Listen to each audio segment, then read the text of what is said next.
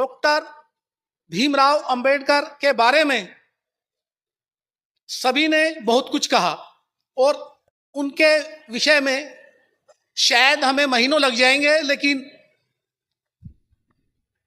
उनका जो योगदान है वो समाज के लिए उसका विश्लेषण करना खत्म नहीं होगा। मैं all India CPWD SC association के जनरल सेक्रेटरी होने के नाते डीजी सर से कुछ मैं अपना आग्रह करना चाहूंगा।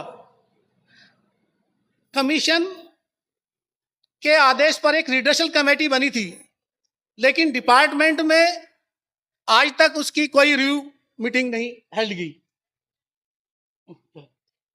तो डीजी सर से मेरा आदेश है कि अगर रिव्यू मीटिंग होगी तो हमारे जितने भी मेंबर्स हैं उनकी जो छोटी छोटी समस्याएं हैं वो बहुत आसानी से हल हो सकती हैं। इसी तरह एक प्रोविजन है कि जब भी कोई प्रमोशंस होते हैं उसमें एससी का एक ऑफिसर भी नॉमिनेटेड किया जाता है। मैं चेयरमैन सर से आग्रह करूंगा कि यह प्रोविजन ट्रांसफर पोस्टिंग कमेटी में भी किया जाए, जिससे कि हमारे सदस्यों का ट्रांसफर पोस्टिंग की समस्या हल हो सके। बाबा साहब ने हमेशा डिस्क्रिमिनेशन की बात की थी।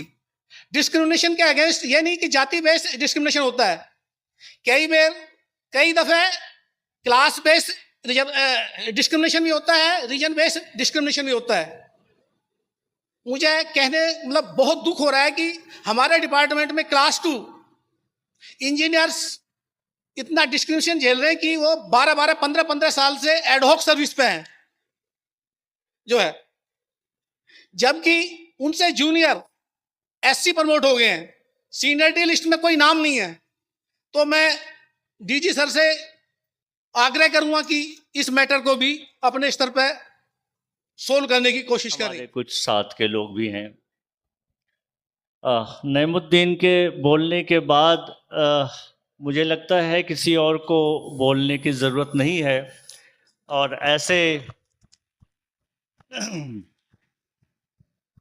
ऐसे ओजस्वी वक्ता के बाद किसी को बोलने का मौका भी नहीं दिया जाना चाहिए। शायद उनको सबसे बाद में बोलने का अवसर देना चाहिए था। मटेरियल उनके पास बहुत था, लेकिन ईएनसी की मसरूफियत कुछ ज़्यादा है। मैं 2 लाइन उनको जोड़ते हुए बोलना चाहूँगा। ज़िंदगी गम से जले तो क्या करूँ रोकर, ज़िंदगी गम से जले तो क्या करूँ रोकर, सुबह जब आँख खुले तो क्या करूँ सोकर, दाग दामन का मिटाया तो और दाग मिले, दाग दामन का मिटाया तो और दाग मिले, जिंदगी भर छींटे पड़े तो क्या करूं धोकर।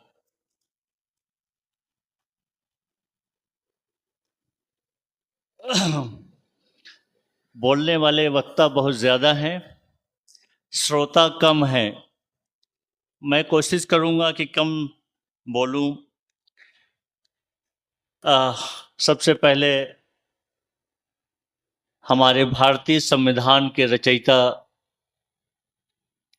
डॉक्टर BR अम्बेडकर साहब को 134वीं जयंती के अवसर पर हम उन्हें नमन करते हैं, नमन करना चाहूँगा। और आप सबको इस महापुरुष के इस उपलक्ष्य में मुबारकबाद पेश करना चाहूँगा। शोषित समाज में जन्म लेने के उपरांत भी इतनी ऊंची शिक्षा और इतनी अच्छी सोच किसी महापुरुष में ही हो सकती है।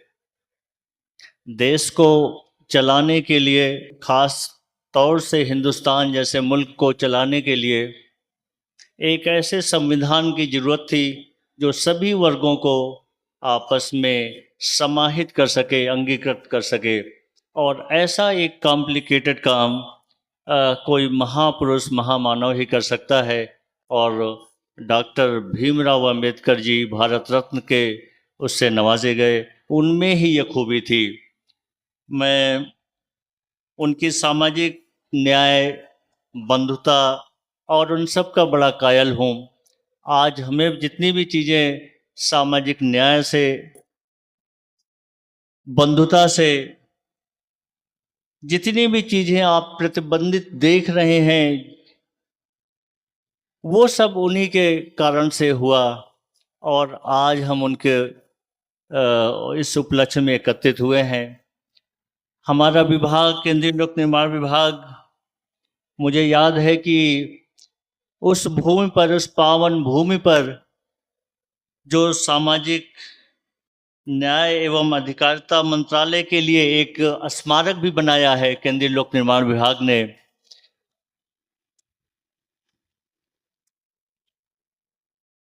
और वो स्मारक जो है, उसको अगर आप उसकी वास्तुकला को देखेंगे तो पाएंगे कि संविधान की जो पृष्ठभूमि में जो हमारी वो किताब है, वो प्रतिबंधित करती है, प्रतिबिंब उसका उसमें है। ये हमारी केंद्रीय लोक निर्माण विभाग की ओर से बाबा साहब के प्रति एक सच्ची श्रद्धांजलि है। इस बिल्डिंग का उद्घाटन माननीय प्रधानमंत्री जी ने किया था। हमारा विभाग हर वर्ष इस प्रोग्राम को आयोजित करता है। विभाग की ओर से एसोसिएशन आयोजित करती है, जिसमें मंत्रालय की भी सहभागी रहती है और आप सबका भी भरपूर सहयोग मिलता है। मैं इस अवसर पर एसोसिएशन के पदाधिकारियों, यहाँ जितने लोग बाहर से आए हुए मौजूद, उनको माननीय अध्यक्ष राष्ट्रीय अनुसूचित जाति आयोग श्री किशोर मकवाना जी, माननीय सदस्य राष्ट्रीय अनुसूचित जनजाति आयोग doctor Asha Lakra ji, all India CPWD SC/ST association के सभी पदाधिकारीगण, CPWD के सभी अधिकारियों, पदाधिकारियों और कर्मचारियों को मेरा नमस्कार। ये बहुत खुशी की बात है कि आज हम सब यहाँ पे डॉक्टर भीमराव अंबेडकर जी की 134वीं जयंती मनाने के लिए इकट्ठा हुए हैं। बाबा साहब को मेरा बहुत नमन और आप सबको बहुत बधाई और शुभकामनाएं। बाबा साहब का संपूर्ण जीवन हम सब के लिए प्रेरणादायक और अनुकरणीय है। कठिनाइयां सफलता में बाधा नहीं बन सकती। बाबा साहब का जो जीवन है, इस बात का एक जीता जागता उदाहरण है। विषम परिस्थितियों के बावजूद भी उन्होंने कोलंबिया यूनिवर्सिटी और लंदन स्कूल ऑफ इकोनॉमिक्स जैसे उच्च शिक्षा संस्थानों में शिक्षा ग्रहण की और बाद में अपनी योग्यता के बल पे देश के पहले कानून मंत्री बने। बाबा साहब महान समाज सुधारक, राजनीतिज्ञ, अर्थशास्त्री, कानूनी विद्वान और भारतीय इतिहास के सबसे प्रभावशाली व्यक्तियों में से एक थे।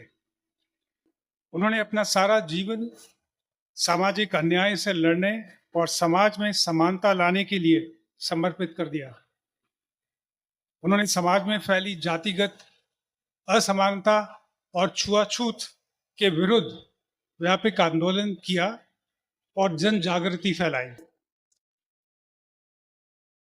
ये हम सब जानते हैं कि भारतीय संविधान के शिल्पकार बाबा BR अम्बेडकर साहब थे।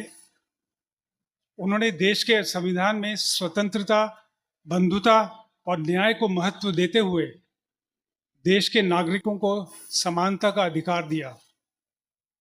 उन्होंने भारतीय संविधान को एक लोकतांत्रिक और समतावादी दस्तावेज के रूप में पेश किया और तैयार किया। बाबा साहब महिला अधिकारों और आर्थिक सशक्तिकरण के भी समर्थक थे। श्रम सुधारों में भी उन्होंने अहम भूमिका निभाई और अखिल भारतीय स्तर पर रोजगार कार्यालयों की शुरुआत की।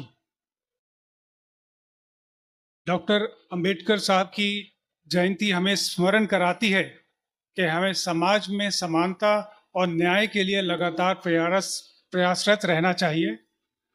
और ये मात्र एक पर्व ही नहीं बल्कि एक प्रेरणा है बेहतर समाज और बेहतर राष्ट्र बनाने की दिशा में आगे बढ़ने की।